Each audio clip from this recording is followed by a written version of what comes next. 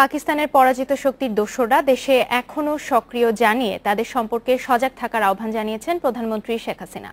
সোহরাওয়ার্দী উদ্যানে ছাত্রলীগের সমাবেশে তিনি এই আহ্বান জানান। জিয়াউর রহমান দেশে খুনির রাজত্ব কায়েম করেছিলেন বলেও মন্তব্য করেন প্রধানমন্ত্রী।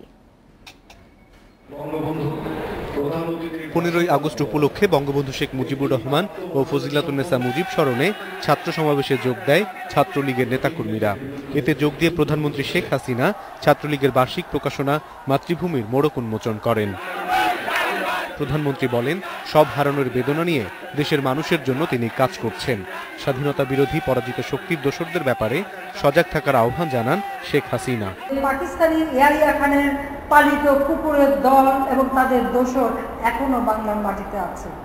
যারা 15ই আগস্ট ঘটিয়েছে, যারা 21শে আগস্ট ঘটিয়েছে, যারা বাংলাদেশের স্বাধীনতাকে সুফল নষ্ট করতে চায়, বাংলাদেশের অগ্রযাত্রা ব্যর্থ করতে চায়, তাদের সম্পর্কে ছাত্র সমাজ সহ দেশবাসীকে সজাগ থাকতে হবে, হুঁশিয়ার থাকতে হবে। বাঙালির মুক্তি সংগ্রামে ছাত্রলীগের অবদান স্মরণ করে প্রধানমন্ত্রী শেখ হাসিনা বঙ্গবন্ধুর আদর্শ বাস্তবায়নে কাজ করতে সংগঠনটির নেতাকর্মীদের প্রতি আহ্বান জানান।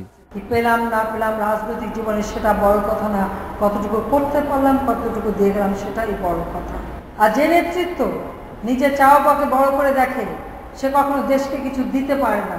এর আগে যোগাযোগ মন্ত্রী ওবায়দুল কাদের বলেন, ছাত্রলীগ নয়, ছাত্রলীগের নামে কিছু পরগাছার জন্য সরকারের সাফল্য বৃথা যেতে দেয়া হবে না। বিশৃঙ্খলাকারীদের বিরুদ্ধে কঠোর ব্যবস্থা নেওয়ার তাগিদ দেন তিনি।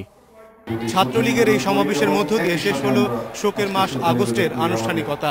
প্রধানমন্ত্রী শেখ হাসিনাতে যোগ দিয়ে বঙ্গবন্ধু শেখ মুজিবুর রহমানের আদর্শে অনুপ্রাণিত হয়ে নেতাকর্মীদের দেশ গড়তে কাজ করার জন্য আহ্বান জানালেন।